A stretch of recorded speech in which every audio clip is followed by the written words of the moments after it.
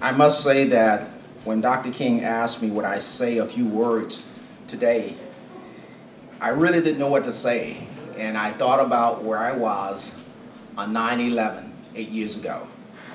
And I was the Vice President of Student Affairs at Wayne State University. And I can remember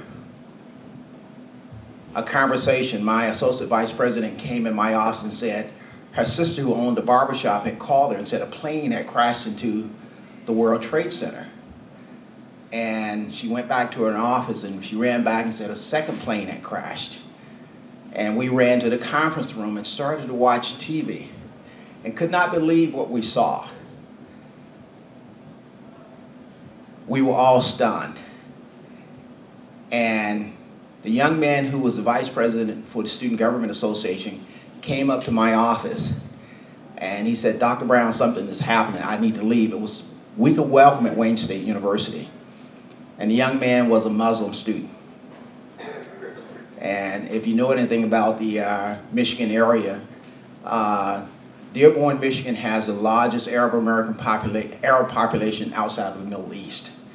And this young man had just been elected and he said, people are going crazy. And we started to watch the news and could not believe what we were hearing on the TV. And I turned to my associate vice president.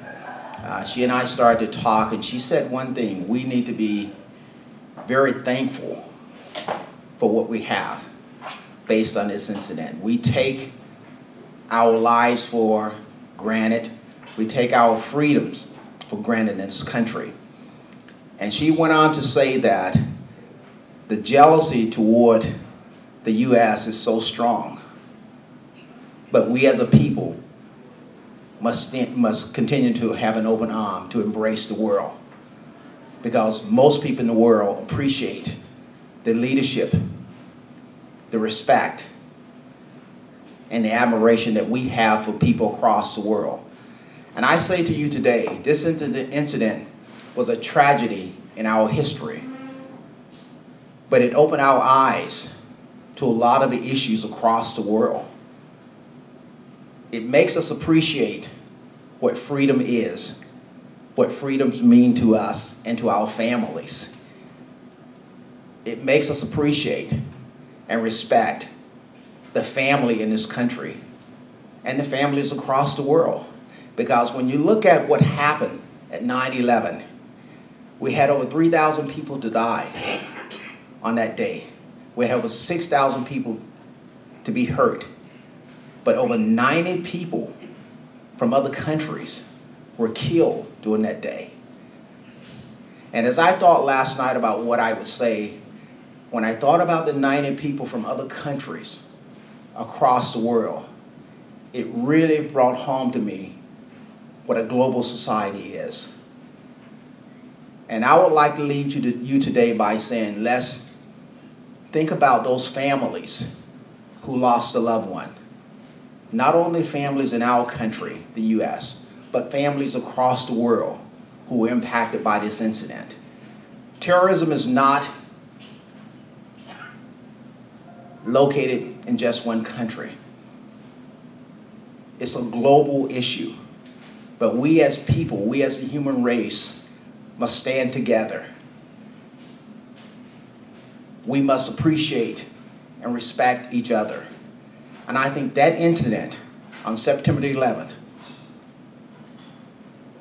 reminds us how fragile life is and how important we as a human race must stand together for what is right.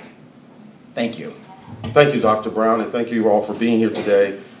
Those of you who know me know that I like to engage the audience and participate, and so I'm going to get to a part and I'm going to read, and when I say, and we, and then you all say, we remember. Can you do that with me? So let's practice. And we remember. For all of those that died on September the 11th, and we remember. For the families who continue to struggle with their losses, and we remember. For the need for us to come together in unity to respect people regardless of their lifestyle, and we remember. For all of those who were impacted as friends and loved ones of the victims of 9/11, and we remember. As a university who will strive for diversity and for doing what is right, and taking time to think about those victims on 9/11, and we remember. All of us here in some shape, form, or fashion probably know someone who was either killed or a family member or a relative of someone who died in 9/11. Let us take a moment to think on those individuals. Let us take a moment to reflect and remember in a moment of silence.